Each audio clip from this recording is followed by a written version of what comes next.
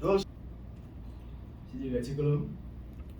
That's the inner wall of the reticulum. So if you put it, can you see those hexagonal arrangement? That's how reticulum looks. That's the next topic we're going to be handling after neurophysiology. So when you hear that something is reticulated, endoplasmic reticulum, this is the shape, right? Reticular formation of the nucleus of the medulla and the pons, this is the shape.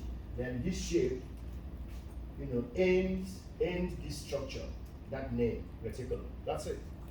The cortex, for example, and that is the spinal cord, and that is the muscle.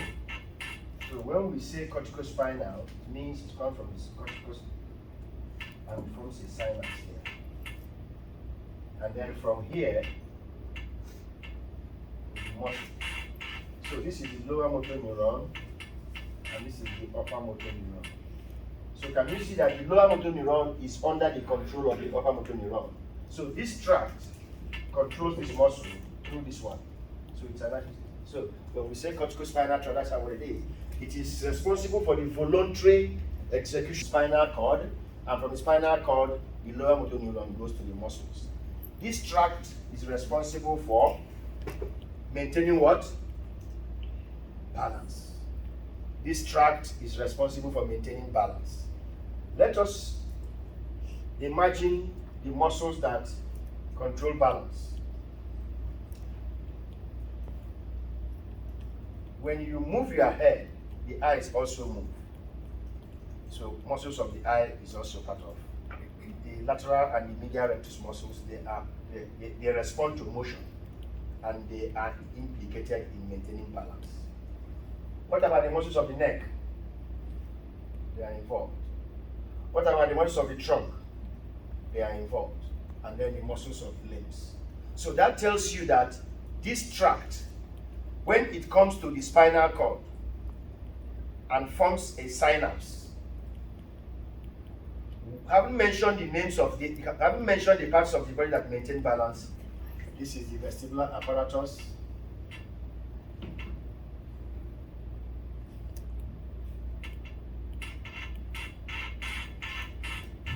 That is the vestibular apparatus of the inner ear. Then this nerve. So let's just assume that this is the structure itself. So the nerves the vestibular nerve comes like this and branches, keeps supplying different areas. So this is the fluid. I don't know.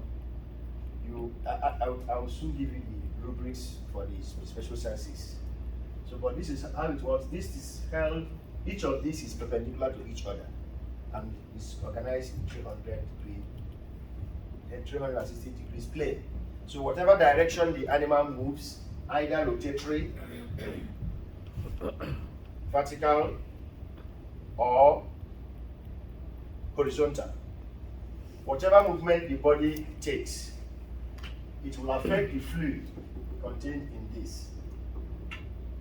And this place contains a sensor. A sensory organ is here, called the cupula here. This contains calcium carbonate crystals. So depending on the direction of the movement of the head, these crystals will exhibit what we call inertia. So if the fluid is moving this way, the crystal is moving the opposite. So that movement excites this nerve. Does that make sense? No matter the direction of the movement, rotationary, vertical, or horizontal, by any of this plane, no matter how the head is moved, each of these will detect it. So the movement of this fluid this crystal is everywhere. This is called the cupula. It contains calcium crystals, calcium carbonate crystals, which is solid. So by the time the head direction is moved, by the time the head moves in whatever direction, all this will always be excited. So each of these responds to vertical movement, one responds to horizontal movement, the other responds to rotational movement. So whatever plane the head moves, there will always be sensation. And the idea is to excite this nerve, right? And this nerve now goes to the vestibular nucleus. If you guys don't score 80% above in neurophysiology, I will not be happy. All right? I want everybody to score. Let us be aiming at 80% and above in this quiz. So we have to be careful from the one so that we challenge ourselves and we get there. So it goes to the vestibular nucleus, an area called the vestibular nucleus, very close to the medulla. So it goes to the vestibular nucleus, and then from there it comes down to the spinal cord. Can you see where the ear is? This is the ear. From there it moves into the vestibular nucleus of the vestibular nuclei. It's not just one, there are many of them. Vestibular nuclei, which means there is a part of the brain called the vestibular part of the brain. So it goes to the vestibular part of the brain, which contains the vestibular nuclei, and forms what? And forms a synapse. Right? Then there are other interneurons. You'll be excited. From here, it comes to the spinal cord. Okay, let's pick it up. Since the neck and eyes are involved, it comes here. So this is the neck region. This is the thoracic region. This is the, of course, thoracic region includes the forelimbs. So this is now the hind region, which I call the abdominal and the hind limbs. So thoracic region, then abdominal, let's just do that way, abdominal region, and then the pelvic region, stroke, the hind limbs. So this region these are the different regions of the spinal cord. So the spinal cord runs down, and then these are the muscles. This is muscle in the neck, muscle in the eye, muscle in the thoracic cavity, muscle in the pelvic cavity, and the hind limbs. So now this has come down. This one will form synapse and supply this. Form synapse, supply this. It comes down, supply all the muscles of the thoracic, including the forelimbs, and it continues to go down, supply including the hind limbs. So this one will come out, supply the muscles of the hind limbs. So this one is the muscles of the trunk, muscles of the forelimbs and trunk, forelimbs and the trunk.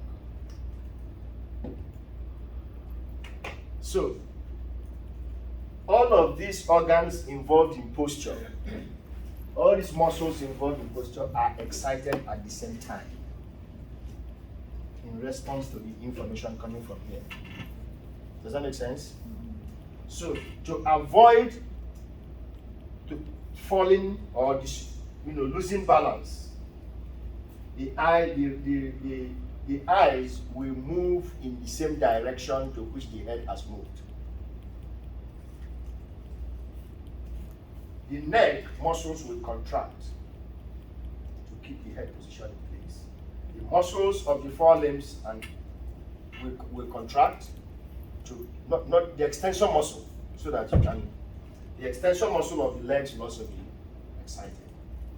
So everything is excited at the same time. All of them working in harmony maintains balance. So first order neuron, second order neuron, and these ones will represent the third order neuron. So let's trace it. Vestibulospinal tract. Then from the spinal cord, each lower motor neuron. So if I may ask, are lower motor neurons, do they belong to the central nervous system or to the peripheral nervous system? Peripheral nervous system. Good. All lower motor neurons belong to the peripheral nervous system, and they are under the control of the upper motor neuron. Do you get that now?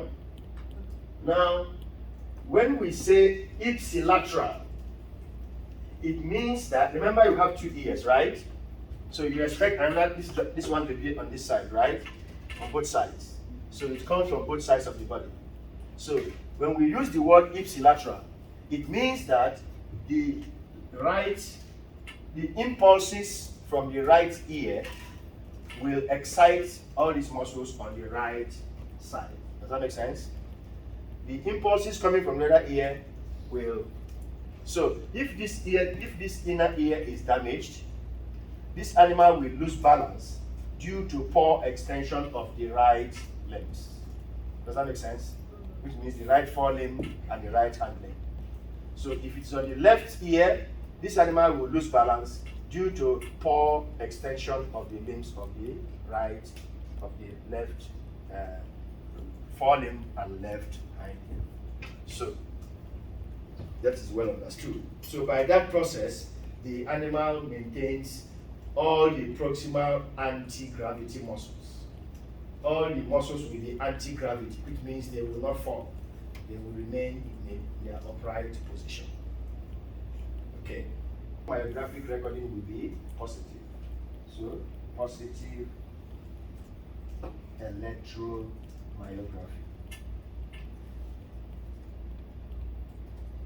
And there will still be reflexes. But these reflexes will be so high.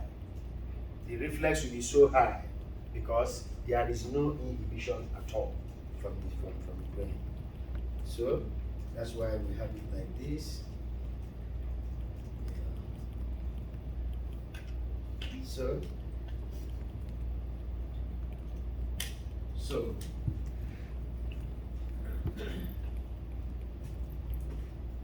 the reflexes will be absent. So there will be absence of reflexes, not so high. There will be absence of reflexes. So the opposite will be the case for upper motor neuron disease. In upper motor neuron disease, sorry, if we have a lower motor neuron disease, since we are discussing lower, yes, we are discussing lower motor neuron disease. No, we are discussing upper, sorry. We are discussing upper motor neuron disease, so I was still correct. It will be high reflexes. But if we have what? If we have lower motor neuron disease, where would the problem be? Right? The problem will be here. Is that muscle still alive? The muscle is completely disconnected. So there's going to be a complete atrophy. There's going to be complete loss of reflexes. There's going to be flaccid paralysis. There's going to be flaccid paralysis. And there's going to be muscle atrophy. Does that make sense? Everything bad will happen to the muscle. Everything bad. No reflexes, no electrical recording, muscle will atrophy, and the complete paralysis will happen. So the muscle has been completely disconnected from any central nervous influence. So it is just as good as dead. So you can use these signs to diagnose lower motor neuron disease or upper motor neuron disease. There are also other techniques which, of course, we will handle in a more specialized way in the neurology unit during your clinics. So, upper motor neuron, where do their fibers come from? Their fibers come from the cerebral cortex. You can hear. So, when I draw this line, it doesn't really mean that this is, anything that starts from here. So it can be here, here, here, and also here. So that's the way it is. And when we talk about this, it's not a muscle from here. It can be from here to the neck muscles. You know what I'm saying? So it does not necessarily, we are looking at the hind limbs. So It can come from the cerebral cortex, can come from the basal ganglia, can come from the cerebellum. But take it from me, the two major sites parts of the brain that control movement, of which when there are lesions in these two places, locomotion will always be affected. Will be basal ganglia and cerebellum. The cerebellum and the basal ganglia, they are the two main areas. Don't ask, and this is cerebellum, they will still receive what? They will still receive control from cerebral cortex because of that component of awareness. Okay, lower motor neurons. Lower motor neurons are the ones that come out from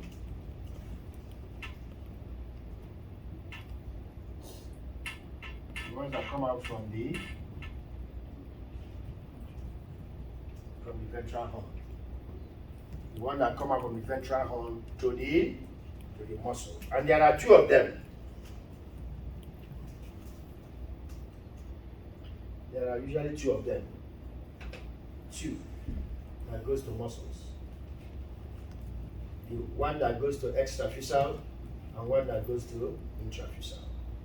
The one that goes to extraphyseal is called the alpha motor neuron. I asked you which of the following is innervated by the alpha motor neuron, which is the extraphyseal fibers of skeletal muscle. Which of the following is innervated by the gamma neuron, which is the intraphyseal fibers of skeletal muscle.